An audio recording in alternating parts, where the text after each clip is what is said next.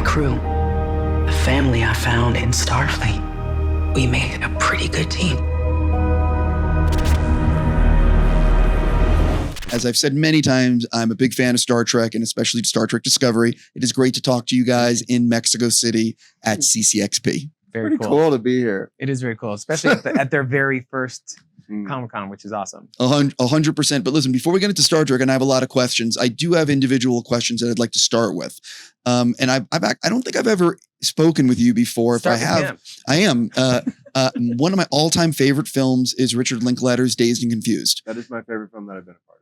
Right. It's a masterpiece on every possible level because Richard is able to, as a filmmaker, capture real moments that he just has. He's told me he has a crazy memory that he can remember little things that happened.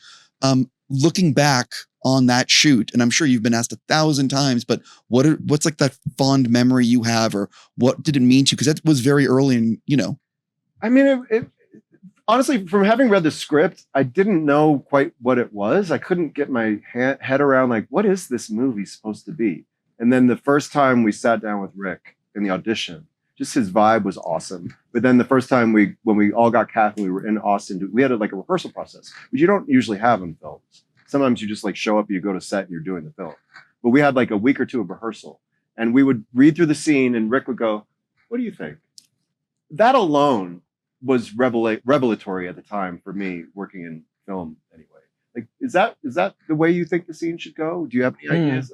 He was totally open to all of our ideas. I thought the script, I didn't have that many. I didn't think there was much to fix personally, but just having that, and then he creates the space for these brilliant performances to occur, and he has enormous trust, and he casts so well. So I think that all of that happened over and over again every day that I was on that set. It was a blissful experience, and I think it comes through in the film.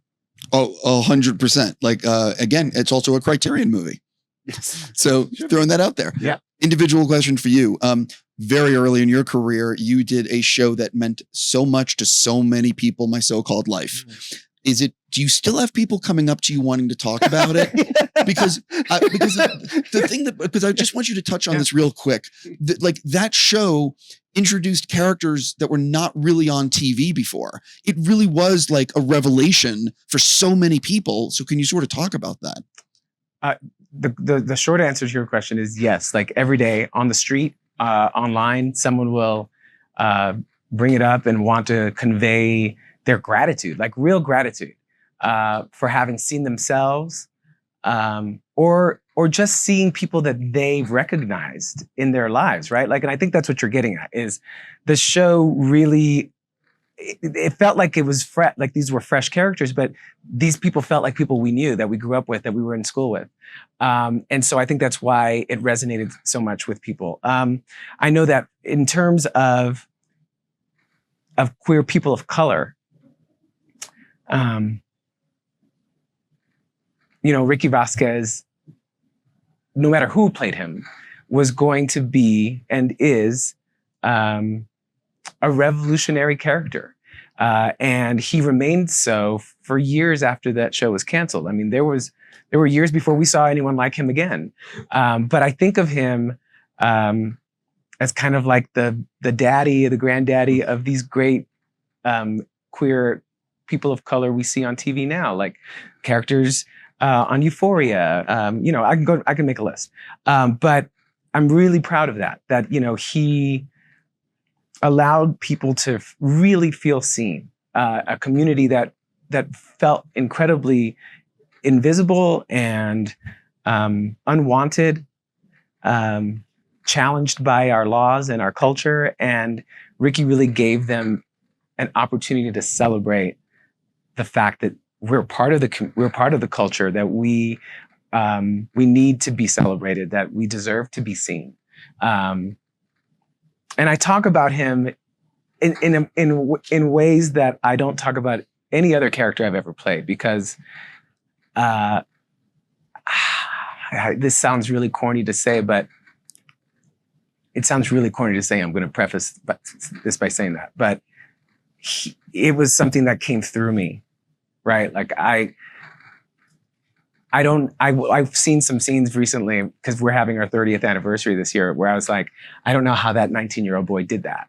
And the only way that happened was something divine, bigger than me, that gave me the ability in that moment to do it because I knew it was bigger than me. Sure. Thank you for sharing that story or that answer for both of you. Jumping into why I get to talk to you. What is it like? And we talked about this actually at South by Southwest, but I didn't get it. You weren't there. So I'm going to actually ask you. This show means a lot to so many people, but it especially means a lot to people that see themselves on screen. Yeah. So I'm just curious, what is it like for you meeting fans of this show at conventions or on the street, and they want to share their story with you because of how much the show means to them? I mean, it's overwhelming. You know, there's this experience at conventions or, you know, different kinds of things. It's people share really personal and intense stories and experiences and how much they identify with our story or how grateful they are. And it is incredible to receive. And it's also like sometimes at the end of the day, we're like, I don't have much left right now because I'm so present to all of these people pouring their hearts out to us. It's an unusually personal and meaningful thing.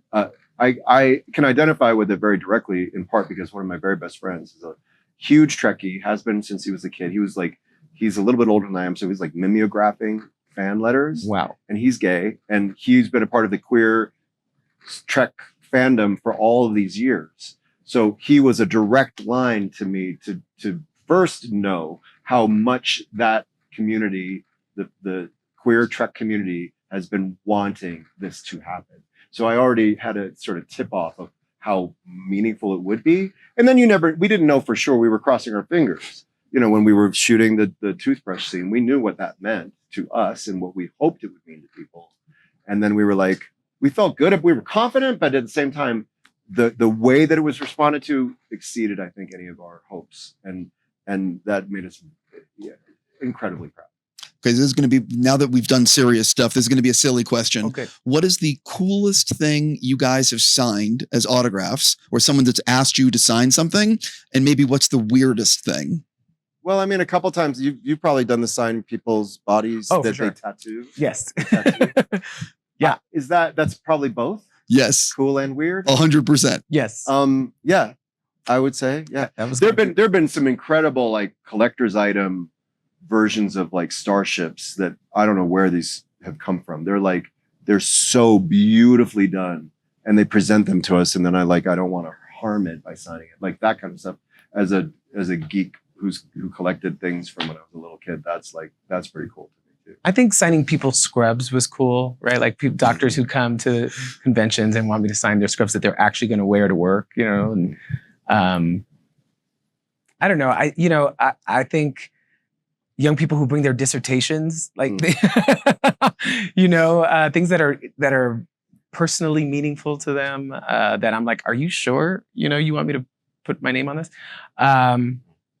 But that just goes to show just how much the show and that character means to them. So, you know, you have to respect that. 100%. So I have not seen episodes 9 or 10 yet. I know episode 9 was directed by Jonathan Frakes, which means it's going to be a kick-ass episode. Always. And episode 10 is obviously the series finale. Yeah. What can you tease about the Jonathan Frakes episode and the series finale? Well, what can we tease about Jonathan Frakes episode? I don't remember, honestly. Honestly, one of the things I've learned from being a series regular is we've done, I don't know how many episodes have we done now, 70? Yeah, something like that. 50. I can, if I see it, then I go, oh yeah, then I can tell you stories. But like to pluck at something now, I'm honestly not sure. I can tell you in the finale though, there is a beautiful coda that was created for the end of the season. We call it a coda, you know, like it's like really like the end of a piece of music, like that the writers had the opportunity to put together something to kind of really complete the circle. And I think that it was a big task that they knocked it out of the park, and I haven't seen it yet, but I'm really looking forward to seeing it. I think if I'm just going to say, just in terms of Hugh and his arc, these 5 seasons, there's a moment, and I'm not going to spoil it for anyone, but there's a moment, there's a look, there's a sigh, a breath, where I felt really captured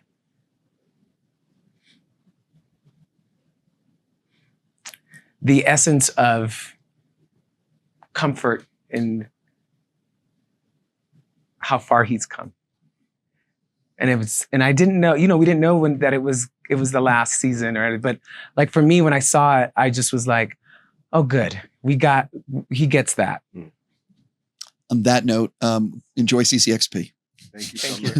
I know how to rap. I'm good. Like I've done this once or twice. Thank you so much.